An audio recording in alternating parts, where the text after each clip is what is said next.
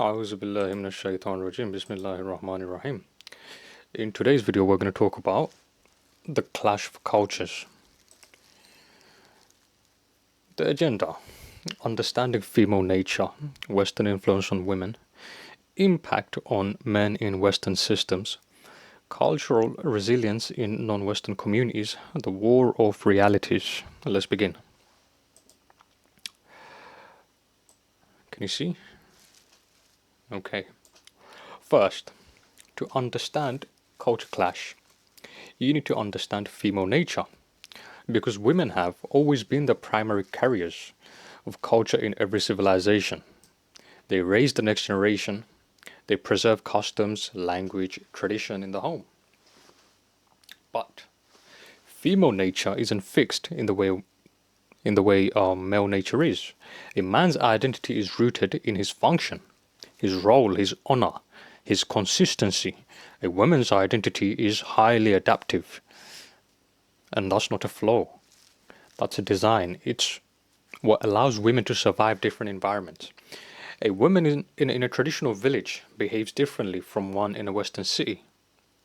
It's not because her soul changed or she changed, it's because her surroundings dictate what she understands to be safe, acceptable, and what's rewarded. And because women crave belonging, validation, and security, they absorb the culture around them faster than men. You place them in a culture that celebrates modesty, family loyalty, and God. They become the upholders of those values. Again, as a result of the things that are being promoted nowadays, you can see the things that they're embodying. See, if you was to drop them into one that celebrates, let's say, individualism in this day and age, self-promotion and sexual empowerment, because liberation is all to do with sexual empowerment, right? To destroy and corrupt the females and fill this dunya with lust and filthiness. And in a generation, you see that reflected in homes, media, and relationships. Filthiness, dirtiness. This is why understanding how women absorb and reflect culture is key to understanding how societies are reshaped. Now then, that being said, let's move on to Western influence on women. See, now what's happened over the last 100 years is that Western culture has increasingly promoted values that prioritize the individual over the collective. This includes ideas like do what makes you happy, you don't owe anyone any loyalty, and your desires are sacred. In our way, we don't operate like that. You cannot do what makes you happy. You have to think about your community, you have to think about your family, you have to think about your loved ones, you have to think about how it has the ripple effect and how it's going to affect and impact the young ones as well. And you don't owe anyone any loyalty. No, you do owe people loyalty. Loyalty is something very valued in our way of life. Without loyalty, you cannot build any community. And when they say your desires are sacred, give into your desires when you're young, it's the time to give into your desires and explore your desires. No, you're not understanding this. Once you give into it, you'll only ascend in the way of your desires. Your desires, they will only grow, and you won't be able to stop. Because you're not ascending in the way of the heavens. You're ascending in the way of your desires, in the way of your ego. See, while those slogans sound harmless on the surface, when you apply them to family systems, marriages, communities, they become deadly. Women are encouraged to be self-sufficient. As a virtue, you see, in doing so, it often dismantles traditional support system like marriage, extended family, and shared, let's say, child rearing, raising the child. Submission is then also understood as oppression, not as cooperation. Gets recoded as weakness. Loyalty becomes a trap. This has created a generation of emotionally fragmented people because you cannot build long-lasting bonds on individualism. Because if everybody's their own individual and they're entering into a relationship, what you must understand is they have their own desires, they have their own way of doing things, they have their sort of own life. So everything that you do, it sort of becomes transactional. Right? Not because you care for this person, you want to start a life with this person, and you want to build a life with this person. And then that then also has to be understood in the way of, let's say, tribalism. Right? Just like you enter a business, enter a corporation, enter an organization, you belong to that organization now. They treat you like a family. That's what they say. But in reality, they just use you. So if you as a man, if you're not anchored in the way of your forefathers, if you don't know your forefathers, if you don't know your lineage, your shajarat, what we call your jat, your gushti, and who you are and what you are and where you come from, when you get a female, what is she coming into? What is it that you're welcoming her into? That's like saying you want to start a business, but you don't really understand what business you're starting. You don't really understand what it is that you're good at. So what is it that you're hiring people to? What is she giving support to? Because you by yourself, you're weak, right? Whereas when you're following this system, this patriarchy system, right? When she enters into your family circle, she then sees you as, let's say, the older brother. And the respect that you're getting as a result of you being the older brother, it forces her to respect you as well. Just like entering a corporate structure and you realize, okay, this person is the accountant, this person is the manager, this person is the admin worker, this person, he deals with the marketing.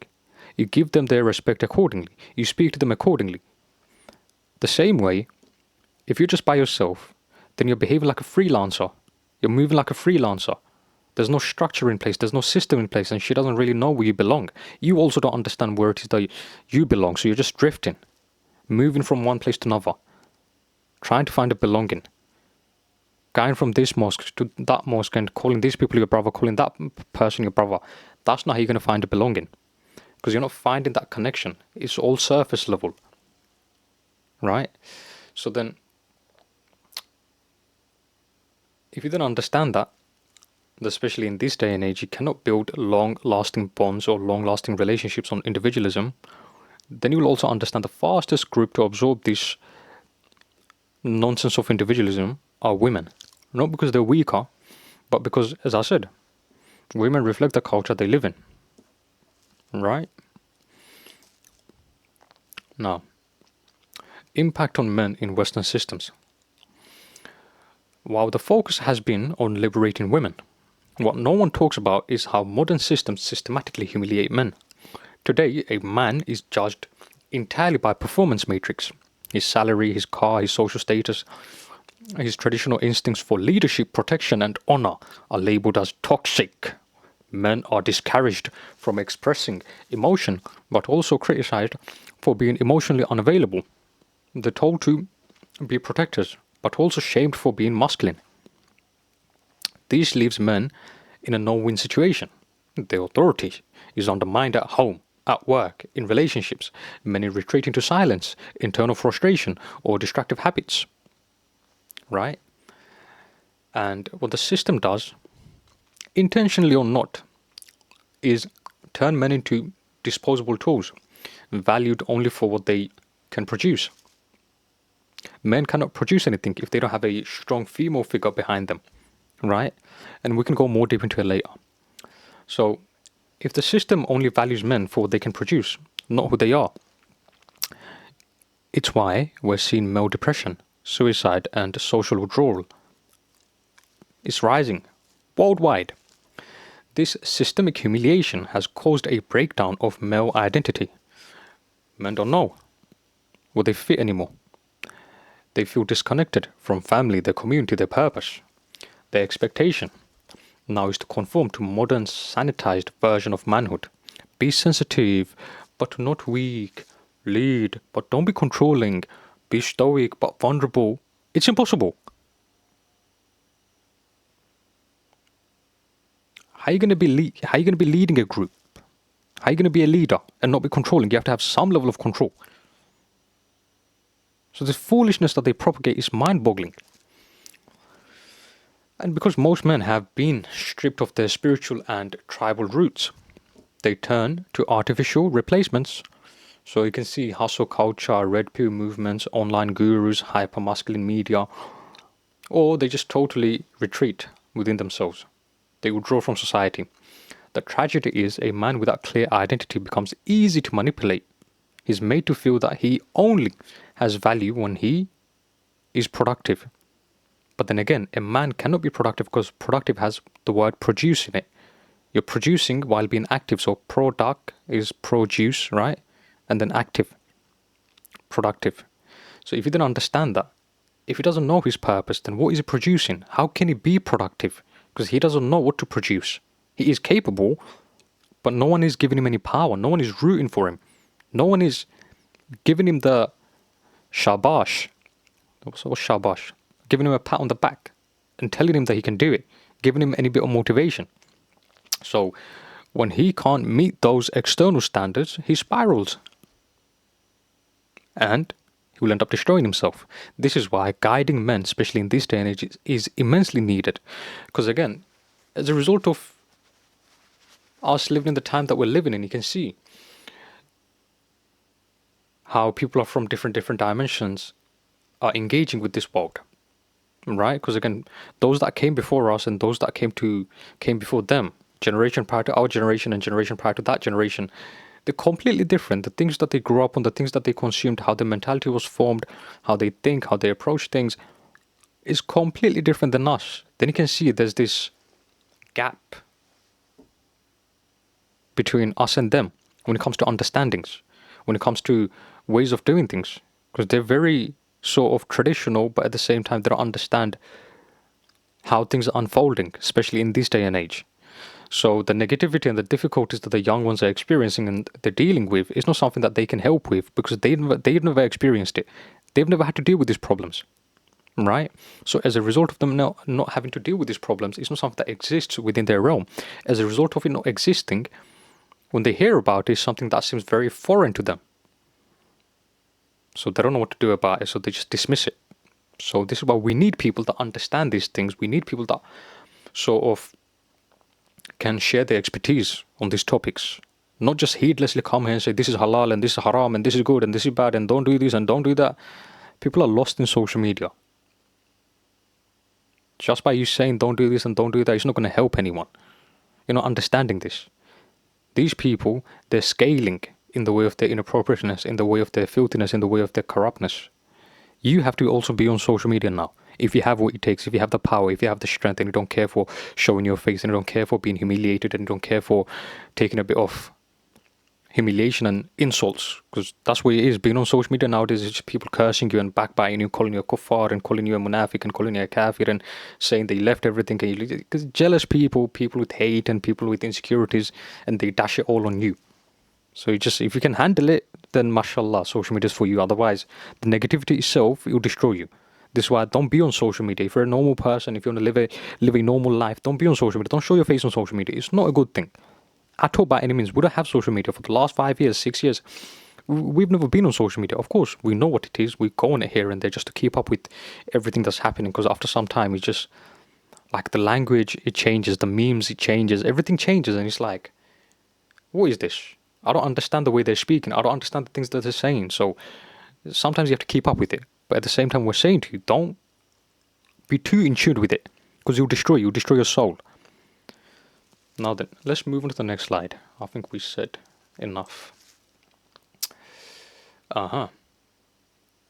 Now, this clash of cultures isn't affecting everyone the same way. If you look at tight-knit communities, for example, the Arabs, the Bengalis, the Indians, the Somalis, even certain religious orthodox groups, you see a different picture. These communities are resilient because they operate on trust-based networks and shared cultural memory. They don't rely on systems to validate them. Their family structure, loyalty codes, and spiritual traditions form a barrier against individualist programming.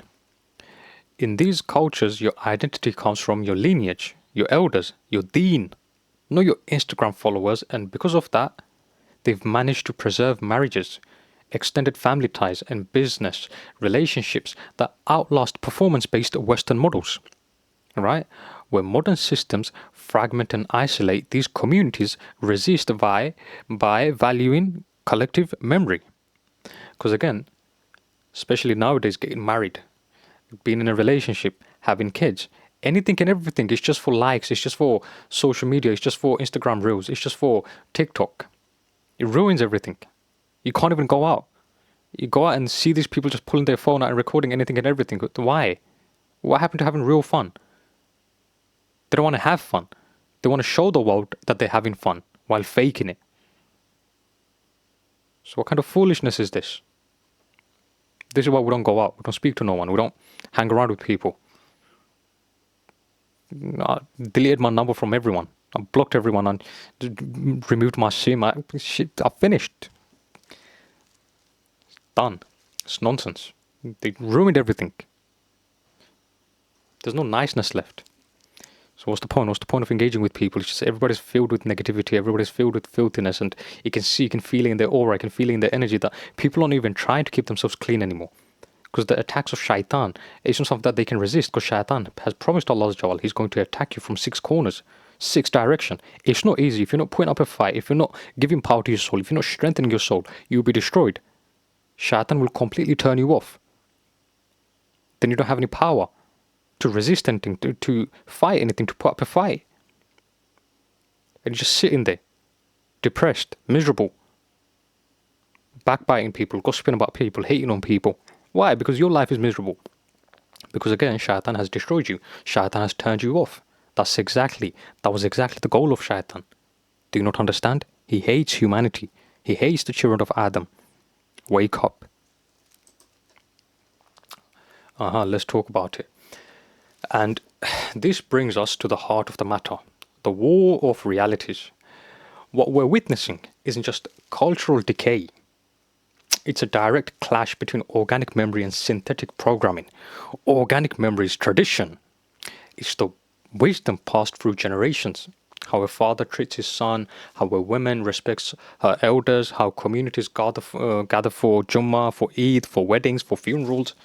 It's not written in policy, it's lived in the home. For example, in our culture, if let's say you're older than your cousin, right? He will understand not to sit in the front seat. It's not something you have to explain to him. It's not something you have to ever teach him. He just understands just by being in that environment that you're older than him. He'll purposely just go and sit in the back seat. And he'll allow you to go and sit in the front seat of a car. So do you see the structure and the system that exists within your culture? And then you go out there and you see these people that are like, there's no governing system. It's just anything and everything. How can this be? How can you behave like this? How can you live like this? Right? So the synthetic programming is what you see today, where your value is determined by views and likes and money and political correctness. It rewards performance and penalizes tradition.